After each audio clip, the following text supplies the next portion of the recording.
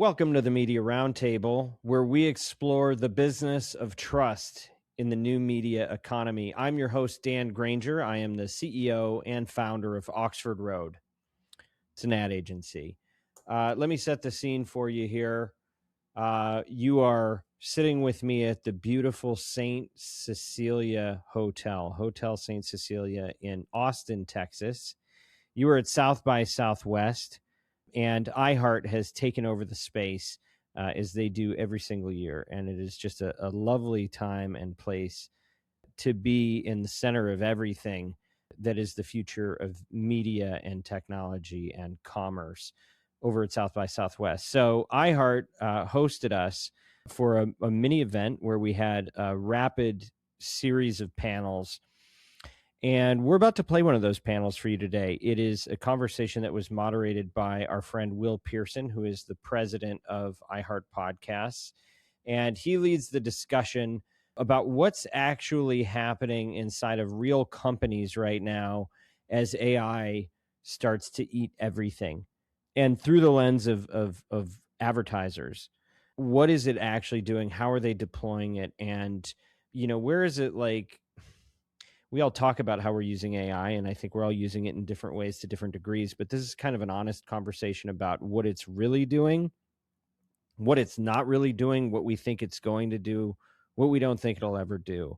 And I think it's such an important topic, especially for those of us that work in this industry, because I think we're all trying to future-proof our businesses, ourselves. And so this is very helpful on a tactical level to hear how some really smart people are thinking about this. I won't step on the intros you're about to hear, but Gladwell at Whole Foods is just a fantastic human being as well as marketer. You're going to hear what she has to say. Brendan Monahan, who runs Libsyn and used to run Megaphone till he sold it to Spotify. He's got a really interesting perspective. And you're also going to hear from Richard Case, who is VP of marketing at GoodRX.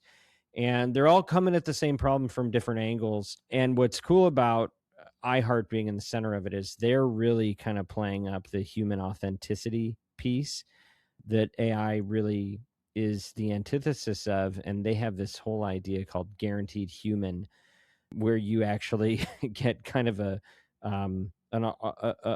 certification of authenticity around hosts and voices, and really people being at the heart of what they're manufacturing as it gets harder and harder to tell what's what and who's who. So the panel really asked the harder question of, as AI moves faster and faster, how do you hold on to what matters, and where do you double down on the tech? So if you're trying to figure this out like the rest of us, this is for you, and let's get into it.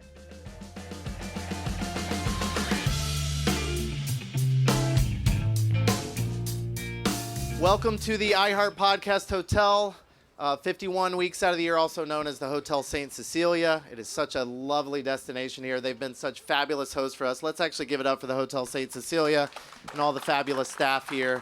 We appreciate everybody being here. So wanted to say thank you to Dan for organizing everything and the team at Oxford Road. We're super excited to be with you guys. I know we've got a whole lineup of some awesome things coming up, but in today's first discussion, we are going to talk about the world of AI, how it's changing our companies, but also the human element to that. Because over the past few years, there's been so much focus on how is AI going to transform our businesses. And I recognize that is a very broad term when we say AI, and we'll dig in on that a little bit.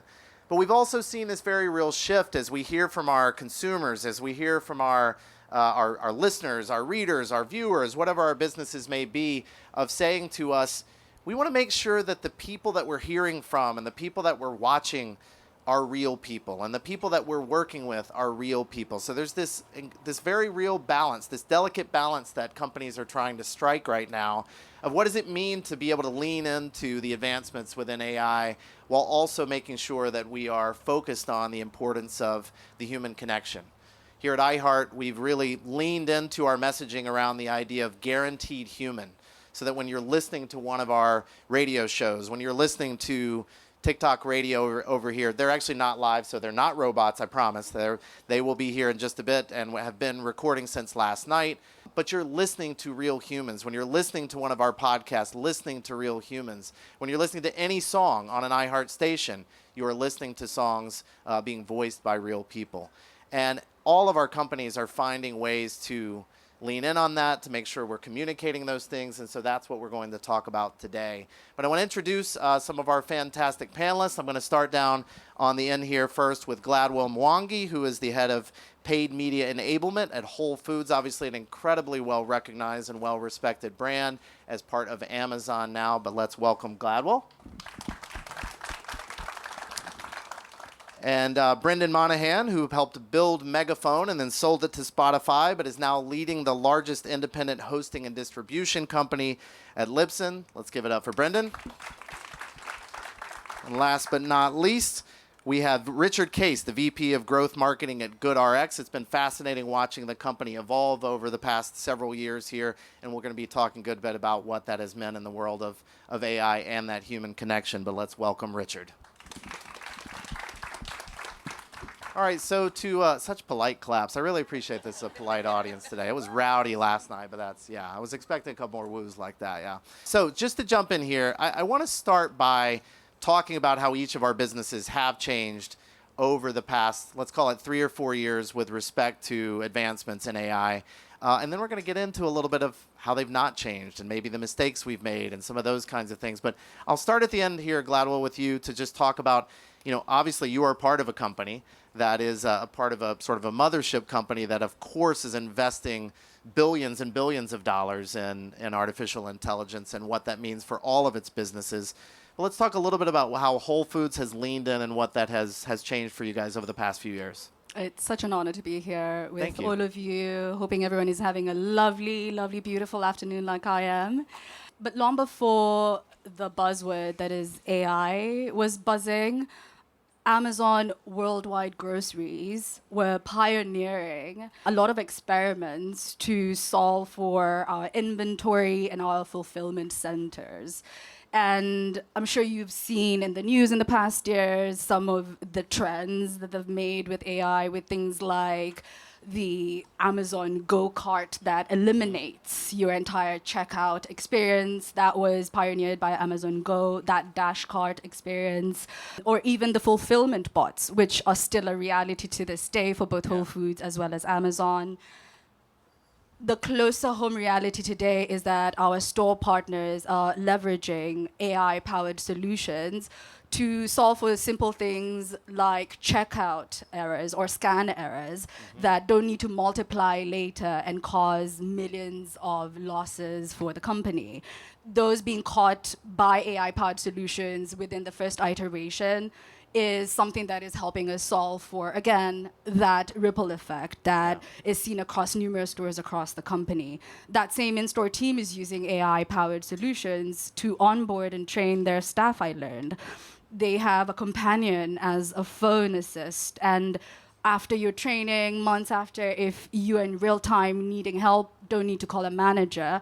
You're just going to your companion on your phone and asking them to help you with the best practices that you'll apply to solve any problems. So you see it in the stores, but closer home for us as marketers, we were talking with Nielsen just yesterday about how we can now self-serve and get our audience builds and profiles much faster with their technology. So I can plan much faster.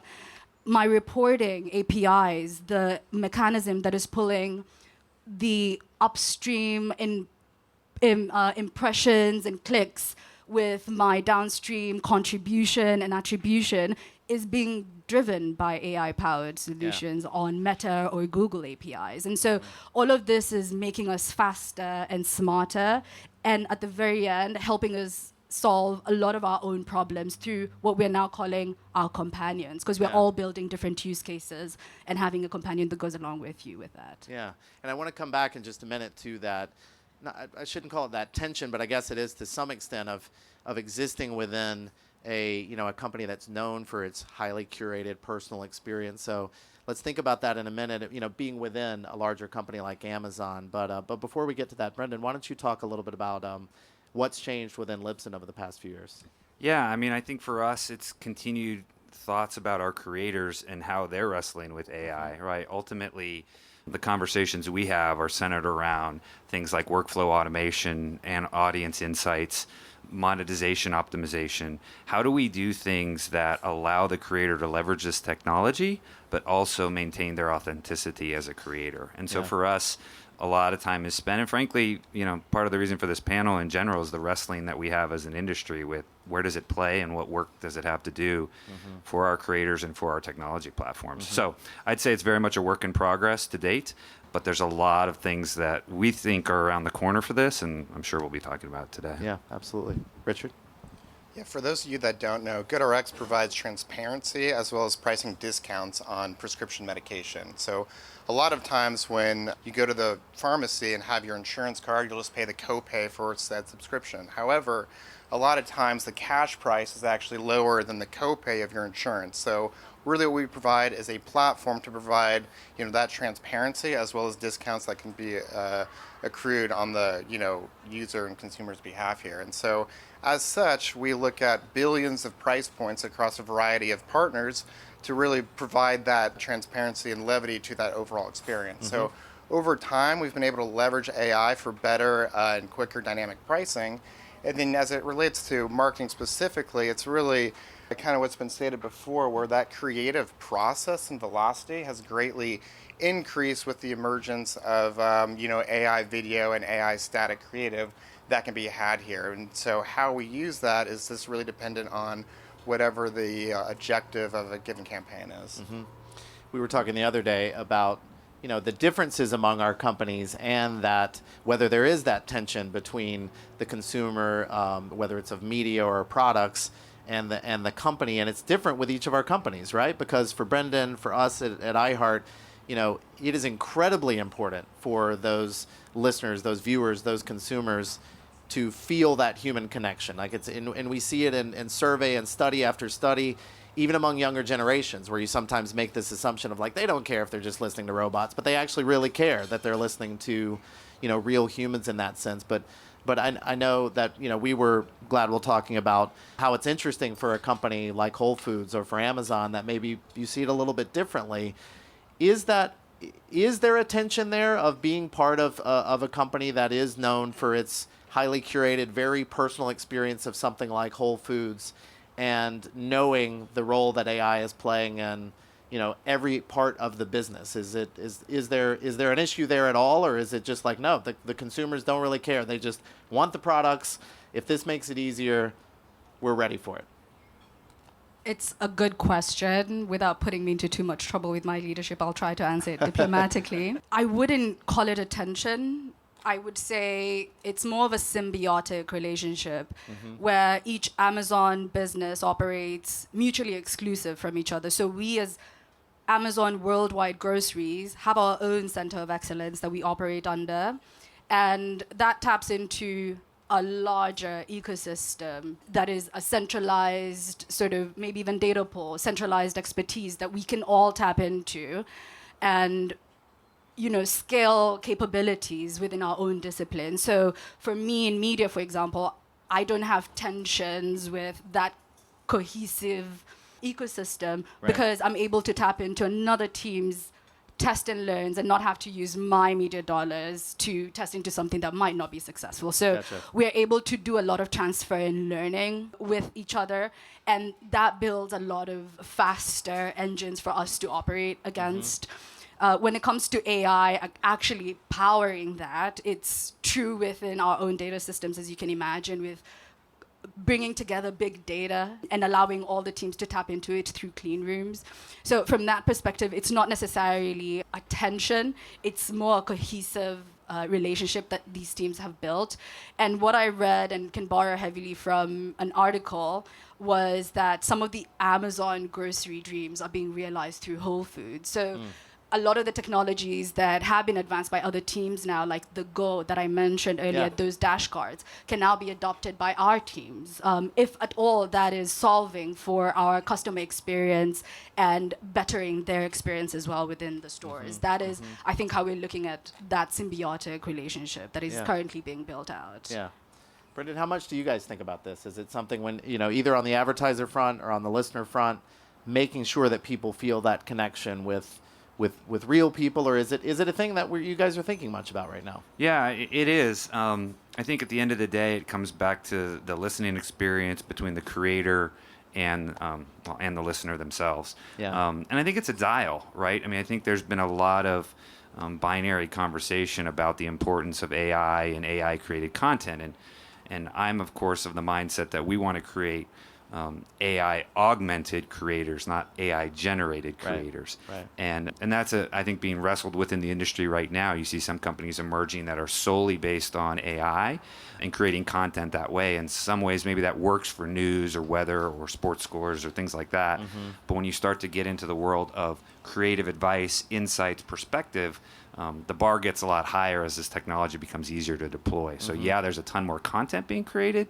but at the end of the day, listeners can tell, and they place a high level of experience and expectation on those creators to deliver an authentic experience, and that's ultimately what we find they're tuning in for, and why we want to help support those creators in delivering compelling experience and content, but not let it overtake what they're creating in their own voice.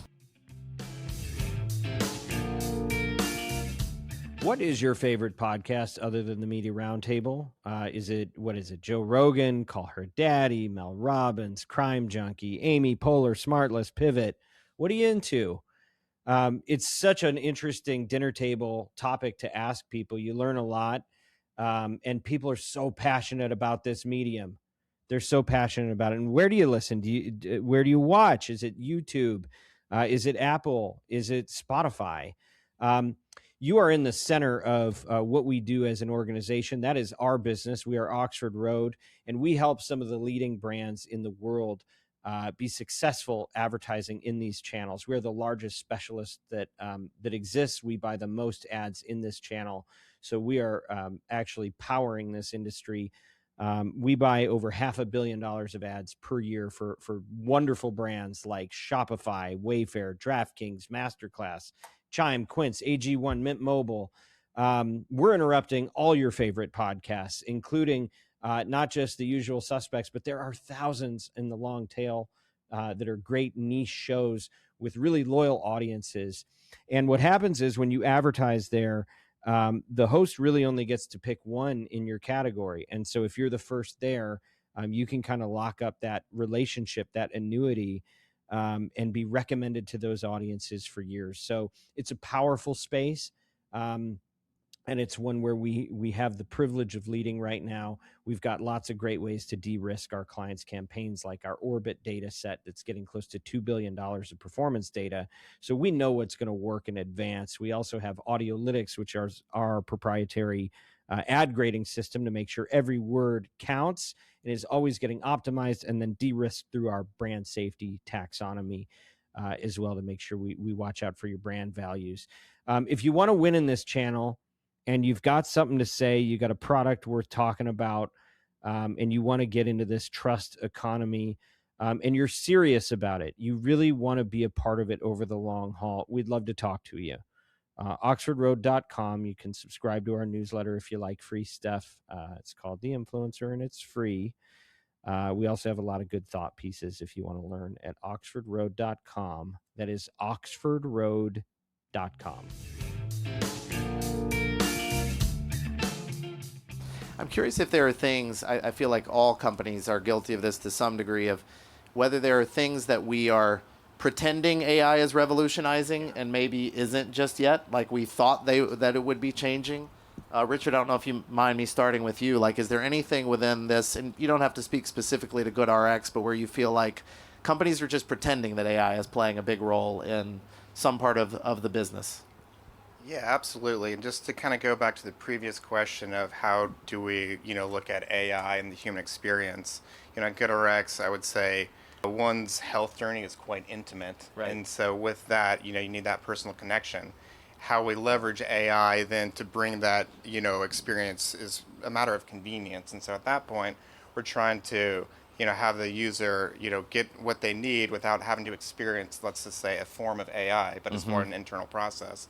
in terms of the promises of AI today versus really what's around the bend here, I would say it's more of like a yes and conversation, not an either or. And so with that, we've been able to complement everything we're doing, but not necessarily replace. So for example, on the creative piece, it's still a two-way street as to how we leverage this new technology with the oversight of what we're trying to convey from a message standpoint and then implement in a much more efficient manner. And so I see that mostly on the creative side, and then with all of our media partners and ad platforms, as they become more sophisticated, more outcome-based, all of a sudden the way that you deliver that message becomes much more different. But it's not an either or, it's a yes and. Makes sense.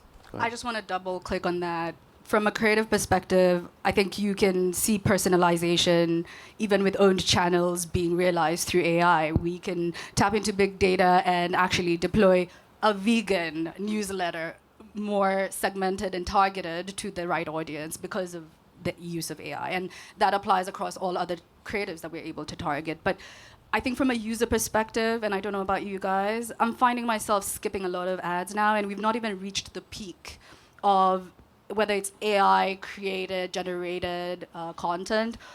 And from a user's perspective, that skip just means they don't have my attention right now. And so with that attention being driven out of that experience, I think it's eating out of what we value from that experience of a podcast where you go to listen to someone you trust. And that might be one trend where we're definitely creating more content with AI, but I think there's also a different trend where we're seeing partners who are choosing to have long-term partnerships and close off, ads to many brands and only work with a select number of brands, specifically because of this issue, where some brands want to have deeper connection with the audience, want to go deeper with the stories, and that simply can't be done with the way I think that programmatic play comes along and or how the AI creative is sort of being developed. So we can do a lot of test and learn to get it from an opinion to a fact, which I think is the evolution we're going to see within the next few years. Yeah, no, that's super interesting. And actually, let's double down on the question around the creation of the ad pieces as well. You mentioned newsletters. We've watched several brands take some heat for creating AI voiced advertising and the way that's been put out. So if it's different than sort of your regular editorial content that's out there, how much do you think consumers really care there, and how much do you think brands will shift? Do we think we will see a big shift with brands leaning more into AI created? You're making a face, Gladwell. I feel like you got something to say about this. But more AI created advertising campaigns. What do you think? I'm going to start with you and come down to this. Mine is going to be very simple. If, from a brand perspective, I'm reducing my non-working cost media, of course I'll tap into that efficiency. So if I'm able to create a creative more efficiently, my ROI hopefully will be better. But beyond the CPM and that efficiency, when you look at other KPIs like CPC or even bottom line, what your contribution from that output is, I think you'll still opt for a higher CPM, maybe something that's more premium like a host read, than what I guess is being developed right now to test and learn through AI. Yeah, I think for our creators, the excitement gets around the opportunity to interact with the brands and creating authentic messaging. It's fun to see the enthusiasm you see from creators who understand they get to be partnered with a particular brand. And I think that's also what the brand, I don't want to speak for you two, is actually purchasing, right? Is that relationship and that overlap.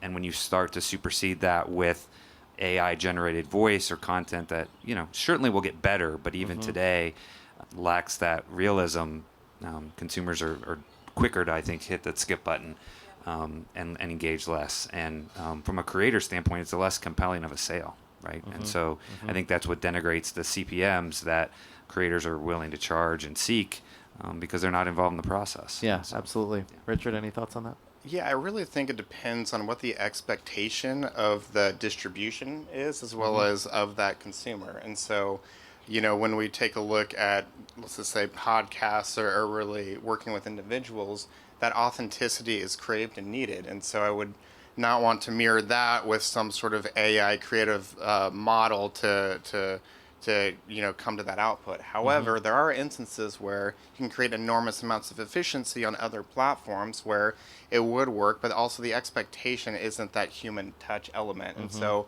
I think it really depends on the form of what you're being presented, and that helps guide that process. Yeah. And Gladwell made reference to the highly curated part of things where you can create, for a vegan audience, a highly curated newsletter. Brendan, I'm curious, in the world of podcasting, obviously there have been a few announcements and even podcast companies that have launched on the idea of fully AI created and voiced podcast, which the potential there is obviously, to be able to make this super highly curated experience for listeners and viewers. What are your thoughts on where that goes in the next couple of years?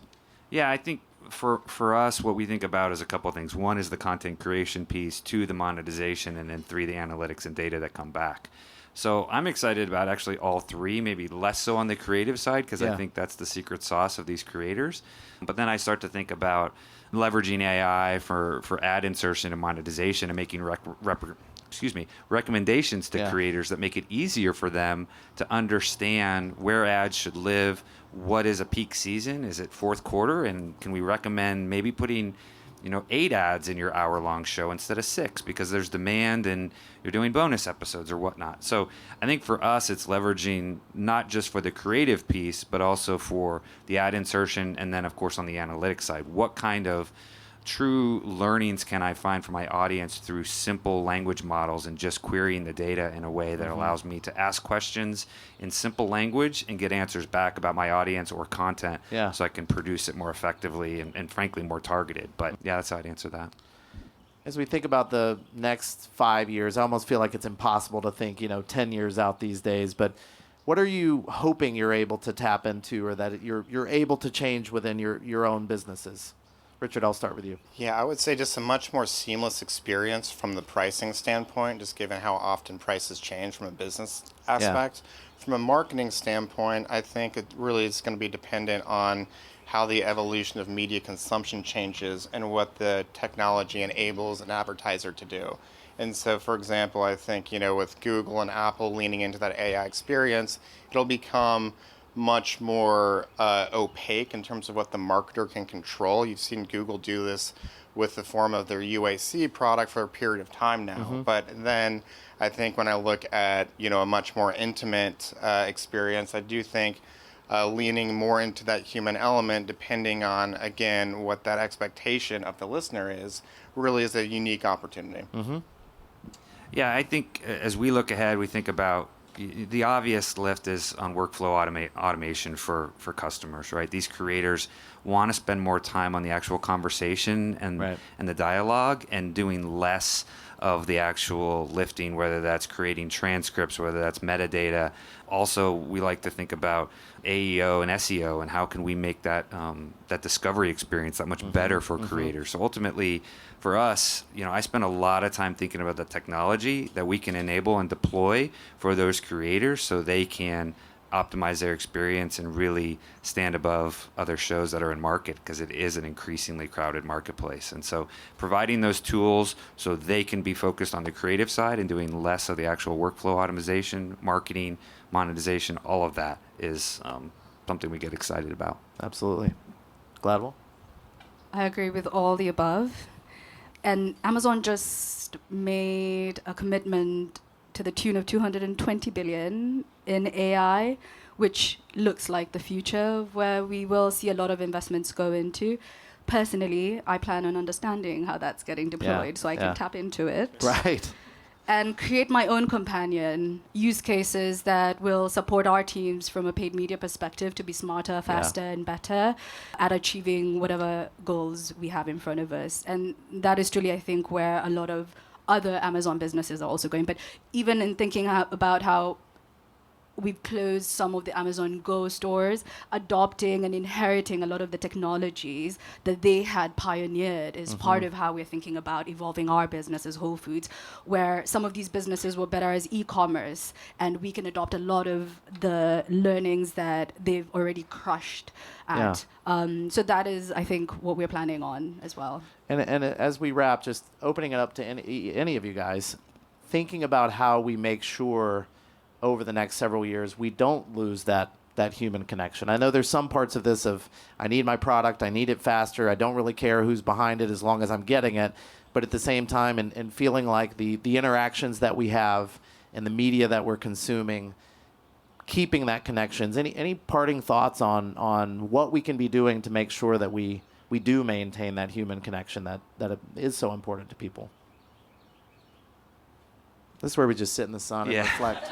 Let leaves float on us. Yeah. I mean, ultimately, I think it goes back to, my mind is centered on really two relationships, the creators and the advertisers, and how do we help make that connection in delivering the message that each party wants to receive. And so for me, the question is constantly about how can we leverage AI to do those two things better, right? Support the creators and allow advertisers to reach the audiences they're trying to reach. And I think there's a lot to still be discovered. We certainly don't have it figured out, but are leaning in really hard to try and figure it out and then provide those tools to our creators. Are you deploying $220 billion at your company to do this? Yeah. No. Did you? I just wish you could have seen Gladwell sort of do like this over there, like, yeah. Any parting thoughts from you guys? I still think it's still a consumer first driven, problem that we're trying to solve here. And, how consumers interact with the brands will change, but the overall message won't. And so again, the distribution, the discoverability will change, and we need to adapt with that. But at the end of the day, we're still servicing people in a certain need state, and we're still offering that provider. And then again, it's still a human experience in working with your doctor, working with the pharmacist, and ultimately administering a physical product. And so I don't think that really fundamentally changes, but perhaps the distribution of how we message that well. Yeah. Last word is yours. No parting shots. I agree with everything the gentleman said. Thank you so much for having me. I really wish you could just storm off with something nasty. Just go for it. Nothing? I do think from the Whole Foods perspective, human interaction is important, and I'll close by giving an example. When I moved here, I was shopping at a Trader Joe's for no specific reason. My checkout guy happened to have worked at Whole Foods. I asked him his experience and why he left, and he said it's because the checkout experience is now self-automated. You can check out yourself and doesn't need a human interaction. And he left because of that. So it's a stark difference between how we see what we need to interact with and what's important to us, that we are now careful with iterating, even as we improve on technologies and leverage AI-powered tools. It's a very balanced game that we must play so that our customers still feel that brand ethos, that welcoming, purposeful, Whole Foods-driven ethos that is part of our brand, even as we apply technology. So it's a very fine line that we're walking, but something that we're embracing with all the things that we're hearing from our customers as well as our teams. And I tried to tell that guy to come back to work with us, but he did not accept. That is my parting shot. Yes, thank you. Well, Richard, Brendan, Gladwell, thank you so much for joining us, and thank you guys. Well, thank you to Gladwell, Brendan, and Richard for being so candid about where their companies are actually at and giving us that inside view. And thank you to Will Pearson and the team at iHeart for hosting us for this conversation. Is there a takeaway here? Yeah, I guess there is. AI is a tool. It is not a replacement. In another conversation, I was talking to a guy that works in creative and asked him, how you doing with Claude and everything like that? He's like, business is up. Like, how you doing that? He's like, all these tools are simply that. They are tools. And it's like a guitar. It's like you can have the guitar, but somebody's got to play the thing. And there's a place for all of us if we know how to play it. But I wouldn't try to compete with it. So that's one to grow on. This podcast is brought to you by Oxford Road, where we want you to succeed in whatever type of work you're doing in this mad world that we're discussing. But we also want you to use your influence for good. If you are a member of the marketing community, do not forget you have the power to advance voices that don't just entertain, but also edify, and to build bridges across differences and preserve fair-minded discussion around the most important topics of our age. That's what's cool about this medium. If you're a marketer and you want to align your brand values with extraordinary business outcomes, you know who to call. You go to oxfordroad.com, subscribe to The Influencer. It's our weekly newsletter. It's very special. It's free for you. And if you have feedback about this podcast, how we can do it better, info@mediaroundtable.com. We're here to listen. And if you really want to get into the weeds, have you heard about our other podcast called Ad Infinitum? It is Oxford Road's creative focused podcast where they go through like the top ads and deconstruct them and really figure out, what can they learn and how do you optimize. So listen to Ad Infinitum, hosted by Stu Redwine, wherever you get your podcast. Special thanks for this episode goes out to Haley, Bianca, Rocio, Kyle, Ezra, Paulina, Everett, Neil, and all the unsung heroes like the folks at Podcast One. As always, influence responsibly.